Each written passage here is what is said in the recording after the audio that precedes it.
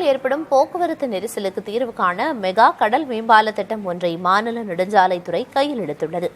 எண்ணூர் முதல் மாமல்லபுரம் பூஞ்சேரி வரை 3 கட்டங்களாக மொத்தம் 92 கிலோமீட்டர் தூரத்திற்கு கடல் வழி சாலை அமைக்க முடிவு செய்யப்பட்டுள்ளது.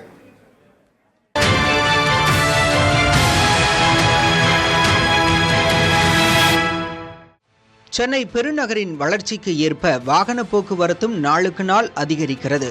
அதற்கு ஏற்ப தற்போது உள்ள சாலைகளை அகலப்படுத்துவது, புதிய சாலைகளை உருவாக்குவதில் அரசு தீவிரம் காட்டி வருகிறது. இதன் முக்கிய கட்டமாக சென்னை மற்றும் செங்கல்பட்டு மாவட்டத்தை இணைக்கும் வகையில் எண்ணூர் முதல் பூஞ்சேரி வரை 92 கிலோமீட்டர் தூரத்திற்கு கடல் வழிச்சாலை அமைக்க தமிழ்நாடு மாநில நெடுஞ்சாலை ஆணையம் திட்டமிட்டுள்ளது. இந்த திட்டத்திற்கான சாத்தியக்கூறு அறிக்கை தயாரிக்க 3,80 லட்சம் ரூபாயை தமிழ்நாடு அரசு ஒதுக்கியுள்ளது. கிழக்கு கடற்கரை சாலை கடல் வழி மேம்பாலம் என பெயரிடப்பட்டுள்ள இந்த திட்டத்திற்கு 27,600 கோடி ரூபாய் செலவாகும் என மதிப்பிடப்பட்டுள்ளது. கடல் வளம் பாதிக்காத வகையில் புதிய தொழில்நுட்பத்தை பயன்படுத்தி மேம்பாலம் அமைக்க திட்டமிடப்பட்டுள்ளது. இந்த சாலைக்காக கடலோர ஒழுங்குமுறை ஆணையத்திடம் ஒப்புதல் பெற வேண்டியுள்ளது.